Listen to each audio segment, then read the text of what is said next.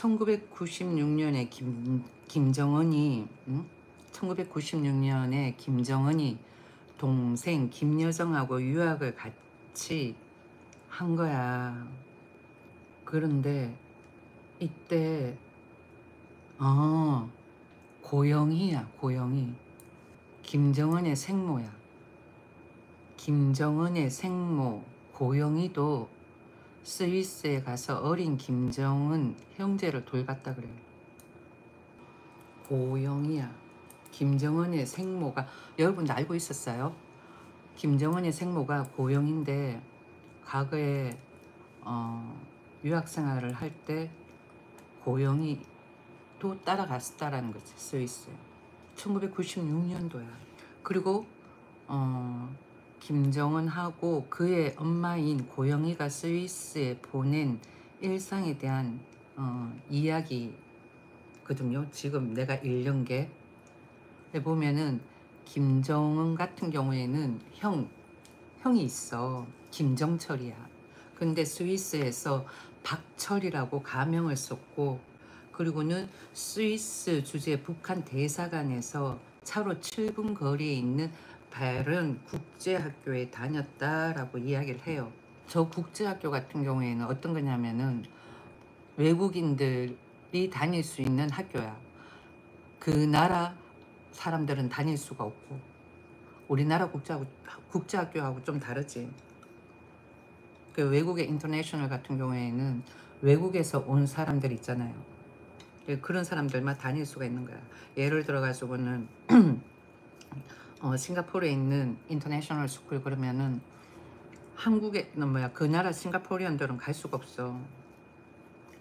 외국에서 온 사람들만 갈 수가 있는 거야. 그러면 뭐 외교관부터 시작을 해가지고 주재원 아니면은 그 나라에 뭐 영주권 받아가지고는 영구히 살려고 온 사람들 등등 갈 수가 있다라는 거지. 아무튼 베른 국제학교에 다녔대. 그리고는 스위스 유학을 갔던 김정은은 1998년부터 해가지고는 공립학교로 바꿨대요. 인터내셔널 다니다가 리버팔트 슈타인 휘철리 그래. 리버팔트 슈타인 휘철리. 나는 슈타인 이래가지고는 독일 학교 뭐 이렇게 생각했는데 아닌가 봐. 그러니까 슈타인 휘철리 공립학교에서 유학생활을 했다 그러네. 그리고는 2009년도 1월 김정은이 김정일의 후계자로 알려지면서 김정은이 유년 시절에 유학생활을 보냈던 스위스에서 일상에 대해 가지고는 베르너 차이퉁 흘렀다. 미안해요. 또 더럽다 휙 다 나가는 거 아니야? 응? 여기 내가 계속 읽어볼게요.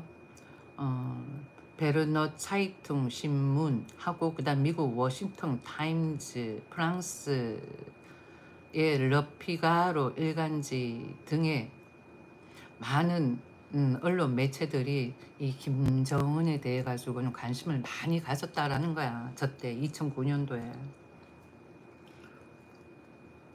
그러니까 김정은이가 자기가 김정일 후계자다라고 이야기를 한 거지. 저때 박철 이름은 박운. 김정은이가 박운이라고 가명을 사용을 한 거야. 그래가지고는 거기에 있는 사람들이 뭐 운전기사 정도 되겠지라고 생각을 했는데 아니었다는 거지. 이거 계속 읽어보면은 스위스의 유명 일간 신문인 베르너 차이퉁은 김정은이 박운이라는 가명을 사용했고, 아버지는 스위스 주재 북한 대사관 운전수의 아들로 학교에 입학했던 것으로 입학 서류에 기재되었다고 밝혔다. 그러니까 대사관 운전수 아들로 입학을 했다라는 거지. 이러면 박운으로 가명해가지고. 쭉 또 보면은 김정일은 김정은 형제가 본처인 김영숙의 자녀가 아니라 자신의 첩에 불과한 무용수 출신의 고영희와의 사이에서 생긴 자녀들이라는 것이 국제사회에 드러난 것이 불편하였기에 사실을 감추게 하였던 것이다. 유학 생활을 시작해가지고 2년이 되어 오던 1998년에 김정은이 외국 친구들에게 자기가 조선의 왕의 아들이라고 고백해가지고는 서방 언론들에서 입학서류상으로 이름은 박운, 아버지는 대상한 운전수로 그렇게 됐다라고 아까 전에 내가 이야기를 했었잖아요. 그러고는 있다가는 사람들은 어떻게 생각을 했었냐면은 김정일의 후궁, 한마디로 말하면 첩의 자녀일 수도 있다라고 의혹을 했다라는 거죠. 그런데 아니나 다를까 아까 전에 이야기했던 고영이 그 아들인 거야.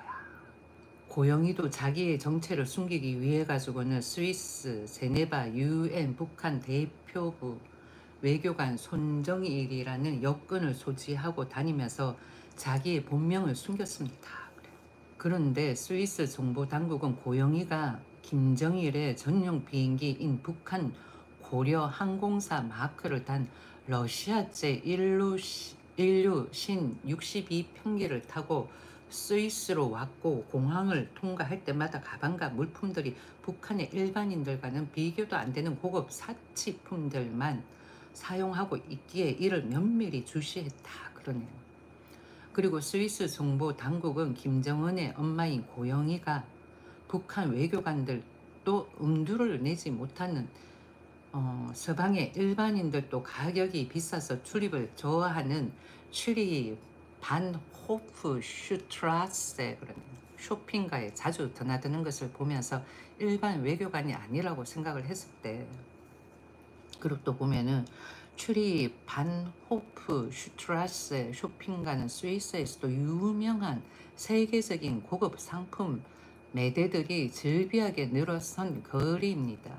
북한 주민들이 개인들에게 할당된 충성의 외화벌이 과제를 위해 고사리, 송이버섯 등을 채집하거나 광석을 채취하면서 벼랑에서 떨어져 죽거나 갱이 무너져 생죽음을 당할 때 김정은의 생모인 고영이는 이렇게 달러를 흥청망청 써댔던 것입니다.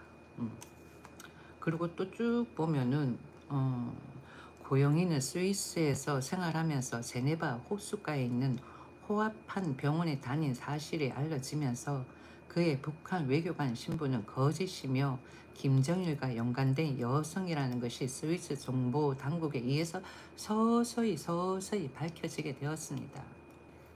여기 또 보면은 김정일이 사망하기 1년 전인 2016년에 스위스, 네덜란드 등 서방 나라들에서 대사로 근무하다가 귀국한 리수용은 노동당 중앙위원회 부위원장 직책을 맡을 정도로 김정일과 김정은의 신임을 받았던 인물입니다.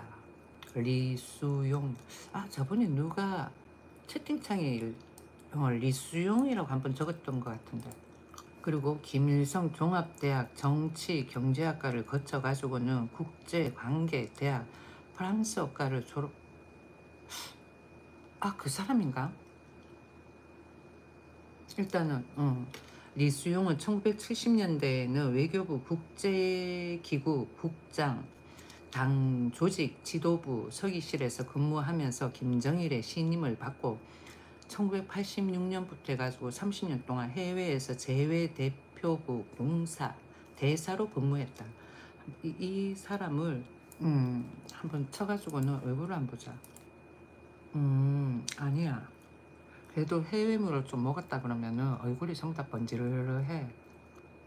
또 계속 또 읽어보면 리수용은 리철이라는 가명으로 스위스 주재 북한 대사관 대사로 근무하면서 스위스 은행들에 예금되어 있던 김정일의 개인 외화 자금을 관리했다 그래요.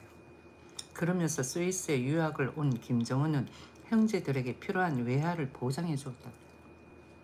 당시 김정일이 충성의 외화벌이를 통해 걷어들인 외화를 해외에 숨긴 돈이 약 46억 달러에 달했다는 것은 비밀이 아닙니다. 이렇게 달러가 많은데 뭔 달러를 또 북한에 준다는 거야. 그렇지 않아요? 이 돈으로 고난의 행군 시기 쌀을 사서 북한 주민들에게 배급이라도 풀었다면 단 한 명의 북한 주민들도 굶어서 죽지 않았을 겁니다. 또 쭉 또 한번 읽어볼게요. 고영이는 리수용이 준 돈으로 스위스에게 화장품과 고급 시계, 고급 의류, 음식을 샀고 김정은은 형제들을 데리고 백화점들에서 물건들을 사주었다. 김정은이 스위스 유학 시절에 장난감에 흥미를 가지고 자주 자기가 요구하는 장난감들을 사달라고 고영이에게 졸랐다. 12살에 스위스에 유학을 갔던 김정은이 저때 갔을 때가 12살이었는가 보다. 김정은이 가장 호기심을 가진 것은 놀잇감 비행기였다. 그리고 고영이는 키가 다른 애들보다도 작았던 김정은이 장난감을 가지고 노는 것보다 농구를 해서라도 키가 커지기를 바랬다. 고영이는 161cm 작은 키에 김정일처럼 김정은이 성인이 되어서도 키가 작아지면 어쩌랴 싶어 농구를 해서라도 키가 커지기를 바랬다. 그래서 백화점에서 세계적으로 값이 비싼 농구공과 운동화를 사줬다. 그러나 김정은은 농구보다 장난감 비행기를 가지고 놀기를 좋아했고 고영이가 사주지 않으면 함께 생활했던 이모와 이모부에게 졸라서 놀잇감 비행기를 사달라고 했다 그러네. 점차 김정은도 농구를 즐기기 시작했고 어떤 날에는 잠자리에 들어서도 농구공을 안고 잤다고 지금은 망명하여 미국에서 살고 있는 이모 고영숙이 증언했다 그래요. 김정은의 같은 학교 동창이었던 포르투갈 외교관 아들인 주엘 미카엘로는 김정은과 자주 농구를 즐겼고 스위스 TV 채널로 미국 프로농구 대선인 내셔널 바스켓볼 어소시에이션을 함께 보곤 했다고 말했다. 김정은은 점차 농구 게임을 즐겼고 세계적으로 이름난 농구 선수들을 알게 되면서 후계자가 된 이후 평양의 전 미국 프로농구 선수 데니스 로드먼을 초청하기도 했다. 그때 왜 그 흑인 있잖아요. 그 사람도 한번 초청했었던 것 같다. 쭉 보면.